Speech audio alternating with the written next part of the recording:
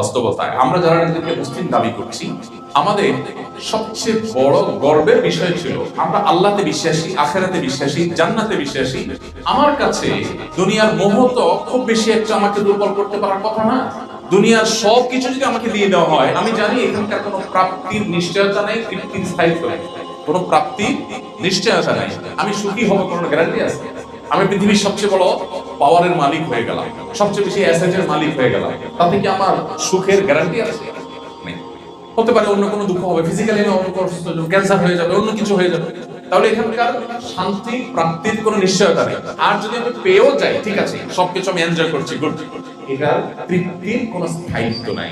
আমার মৃত্যু আসলে আমাকে চলে যেতে হবে সব রেখে। তাহলে ইমানদার দুনিয়ার জন্য চেষ্টা করবে, কিন্তু এরকম হবে না যে তার আখিরাত বরবাদ করে দিয়ে, জান্নাত বরবাদ করে দিয়ে, আল্লাহর অসন্তুষ্টি নিয়ে হলেও তার দুনিয়া চাই, টাকা আমাকে লাগবেই লাগবে, তাতে আমার আদর্শ যাক, আল্লাহ হারাম বাজ বিচার না করে হলেও, আল্লাহ নাখোশ হলেও, জাহান্নামে যেতে হলেও আমি হারাম করব, আমি কোম্পানির ফাঁকি ঝুঁকি দিব, আমি 2 নম্বরের পথে উপার্জন করব, যেই ইনকামটা আমার জন্য অ্যালাউড না সেটাও আমি কামাই করব, আমি অবৈধ পথে উপার্জন করব, আমি ভোক্তাকে ক্ষতিগ্রস্ত করব, আমি মিথ্যা করব, প্রতারণা করব, তারপর দিন শেষে আমার টাকা চাই।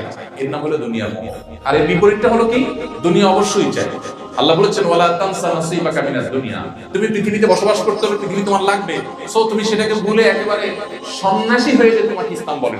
ইসলাম সেই ধর্ম, আল্লাহ কোরআনে বলেছেন রুহবানিয়াতান ইবতাদাউহা, বৈরাগ্যতা, এটা খ্রিস্টান ধর্মের লোকেরা যখন প্রথম এটা তারা শুরু করে, আল্লাহ ডিসকারেজ করেছেন যে না, মা কাতাবাল্লাহু লাকুম, আল্লাহ তাআলা তোমাদেরকে বৈরাগী হতে বলেননি, বরং আল্লাহ বলেছেন ফাইদা কুদিয়াতিস সালাহ ফান্তাশিরু ফিল আরদ, নামাজ শেষ হয়ে গেছে, বের হয়, ওয়াবতাগু মিন ফাদলিল্লাহ, বের হয়ে উপার্জন করো, ফ্যামিলির মুখে যে খাবারটা তুলে দিবে, তাদের জন্য যে মান্থলি ইনকামটা করে নিয়ে আসবে, এটার কারণে তুমি আল্লাহর কাছে সওয়াব পাবে, এটা তোমার ইবাদত।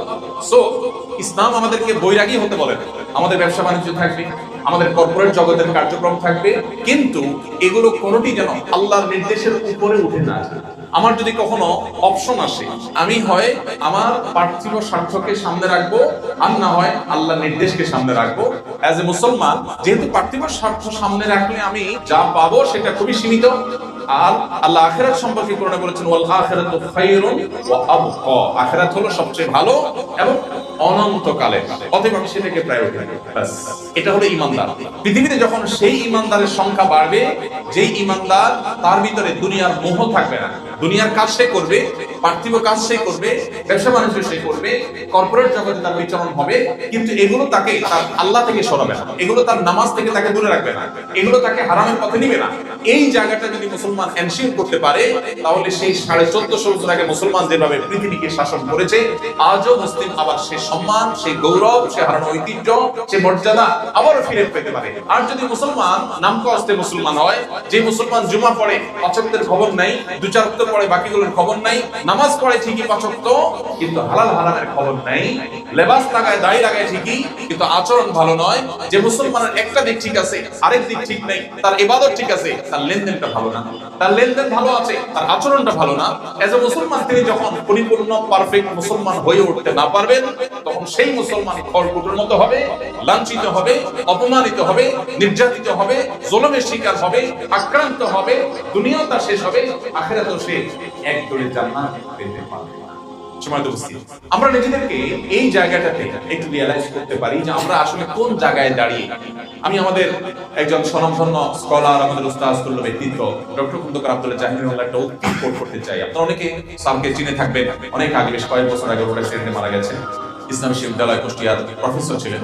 ডক্টর খন্দকার আব্দুল্লাহ জাহিদুল্লাহ বলতেন আমাদের দেশে মুসলমান 2 প্রকার, এটা স্যারের ভাষা। উনি বলতেন মুসলমান 2 প্রকার, একটা হলো সেকুলার মুসলমান, একটা হলো রেগুলার মুসলমান। সেকুলার মুসলমান বলতে সেকুলার শব্দের আপনার প্রচলিত অর্থ উনি বোঝান না, ওনার একটা আলাদা মিনিং আছে। উনি বলেন যে সেকুলার মুসলমান বলতে আমি বুঝাতে চাচ্ছি ওই যে এতক্ষণ যে মুসলমানের কথা বললাম, যে ঠিক আছে নামাজ কালাম পড়ি, দাড়িও রাখি, টুপিও রাখি, বাট আচরণটা খুবই নোংরা, বইয়ের হক নষ্ট করি, প্রতিবেশী হক নষ্ট করি, চান্স পেলে কারোর জমির আইন ঠেলে দিই, চান্স পেলে কারোর আমার সহকর্মী তার ব্যাপারে বসকে ভুল তথ্য দিয়ে তার ব্যাপারে বিভ্রান্ত করে দেই, ভালো সাজার চেষ্টা করি, মুনাফিকি করি, চান্স পেলে কোম্পানির ফাঁকি দেই, চান্স পেলে ভোক্তার ফাঁকি দেই, অর্থাৎ আল্লাহর ভয় নাই, বাট আমি নামাজ পড়ি বা মাঝে মধ্যে নামাজ পড়ি। এটা হলো সেকুলার মুসলমান, কিছু পার্টে ইসলাম আছে, কিছু পার্টে নাই। আর রেগুলার মুসলমান হলো সিরিয়াস মুসলমান, যার জীবনের সবকিছুকে সে আল্লাহর সামনে সমর্পণ করে দিয়ে বলেছে ইন্না সলাতি ওয়া নুসুকি ওয়া মাহইয়ায়া ওয়া মামাতি লিল্লাহি রাব্বিল আলামিন, আমার সালাত, সালাত, আমার কুরবানি, আমার হজ, আমার জীবন এবং আমার মরণ সবকিছু আল্লাহর শানে আমি সমর্পণ করলাম। এর নাম মুসলমান, এর নাম মুসলমান। এ হলো সিরিয়াস মুসলমান। এই মুসলিমের সংখ্যা যখন আস্তে আস্তে বাড়বে, অল ওভার সংখ্যা কম হতে পারে। ওই যে 313 জন আজকের এই দিনে যথেষ্ট হয়ে গেছেন, এখন 3,13,000 জন, 3,13,000 জন, 30,13,000 জন, সেই জায়গাটা যেতে পারছি না আমরা। কারণ আমরা যে ইসলাম চর্চা করছি, এই ইসলাম আসলে কোরআন হাদিস আমাদেরকে যে ইসলাম চর্চা করতে বলেছে তার থেকে অনেকখানি দূরে। এই যদি হয় আমাদের পার্থিব অবস্থা, কিয়ামতের ভয়াবহ দিনে কিভাবে এই ইসলাম নিয়ে আমি জান্নাত আল্লাহর কাছে জোর গলায় প্রত্যাশা করতে পারি, কিভাবে জাহান্নামকে আমি প্রতিহত করতে পারি, কিভাবে মানুষ সাল্লাল্লাহু আলাইহি ওয়াসাল্লামের সামনে মুখ উঁচু করে দেখাতে পারি। ভাইরা আমার, ইসলামটা কিছু রিচুয়ালের নাম না। এই যে রোজা রাখলাম, ইফতার করলাম, সাহারি করলাম, আল্লাহর কসম এটা ইসলাম না। পূর্ণাঙ্গ এটা ইসলামের একটা পার্ট হতে পারে।